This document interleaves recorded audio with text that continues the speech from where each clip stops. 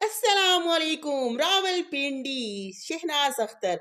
वुजू करना अच्छे से, वुजू करना। सब अपने हाथों पे बिस्मिल्लाह, नलका खोलना, बिस्मिल्लाह, हाथों को अच्छे से खिलाल करना। खिलाल करने के बाद सीधे हाथ से पानी लेकर मुंह में डालकर कुर्ली करना, ऊपर से साइड से अच्छे से कुर्ली करना 3 बार।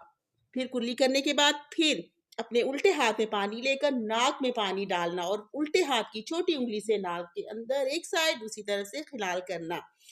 और फिर दोनों हाथों में पानी लेकर मुंह को 3 बार मुंह को अच्छे से धोना। फिर बाजुओं को धोना 3 बार पानी लेकर, इसी तरह 3 बार पानी लेकर इस बाजू को धोना। फिर मसा करना, इस तीनों उंगलियों को जोड़कर सर पे हाथ रखना यहाँ से, और फिर नीचे गर्दन को टच करते हुए वापस लेकर फिर इसको और इस दोनों उंगलियों को, इसको कान के अंदर, थंब को कान के बाहर